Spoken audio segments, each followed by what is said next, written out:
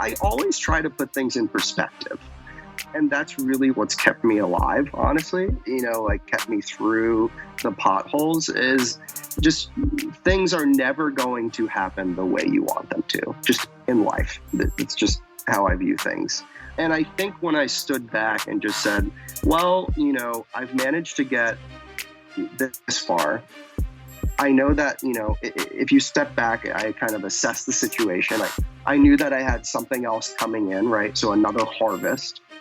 And I knew that, this example would only, it's a learning process. Like if you are a really large company and you have the same situation, you just know exactly what to do. So if you think of them as learning experiences rather than, the worst possible thing that could happen to you, you manage to figure it out. If you're paralyzed by that situation, you don't think as clearly and, you don't get beyond it. So I'm always dealing with, pothole avoidance. It's part of, I think, dealing with a fresh vegetable or dealing in a startup.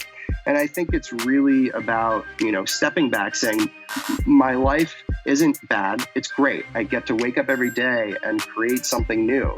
I really get to make vegetables accessible. I get to live my dream.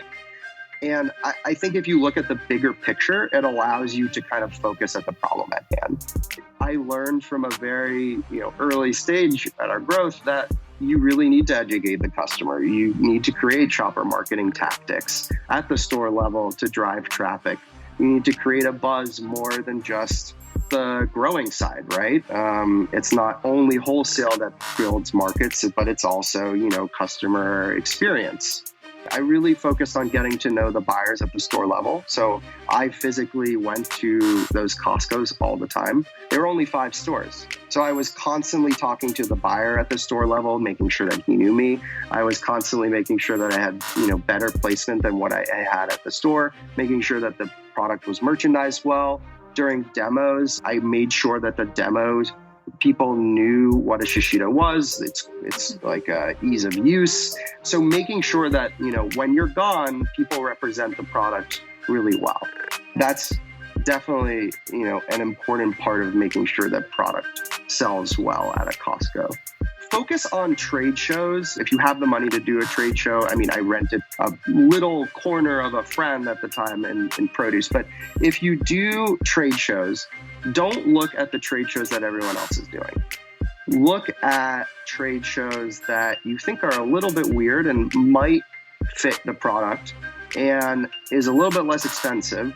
And, you might find that one buyer who happens to be there, and so that you stick out like a sore thumb. So, we look at all the trade shows. I actually don't do Expo East or Expo West.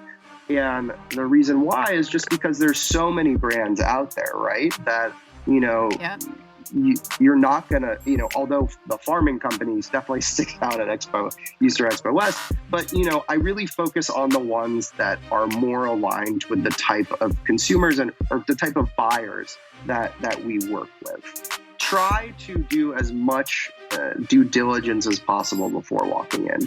Also knowing that you're going to have these speed bumps. Right. Like, as I said, nothing is easy. So the amount of research that you do, it will never be enough such that it will be, like walking into a distribution center saying, oh yeah, this will be a walk in the park would never set you up for success because you're not expecting these problems to happen. As long as you do enough research so that you're 50% of the way there and that the other 50% is you're expecting these problems to happen. You don't know when they will happen, but you're just always factoring that into your decision. That's when you really can move beyond that. If you don't expect any problems to happen, I think you will just immediately get paralyzed and you won't allow your business to really function in a way that it should. Because, if this were a sustainable business, right? If this were a business that, didn't have any problems, everyone will be doing it. If you don't just leap into things, you'll never kind of get going. And I think in the very beginning, I was super critical of exactly what I was doing and if I was doing it right. And I think I would tell my younger self to just jump.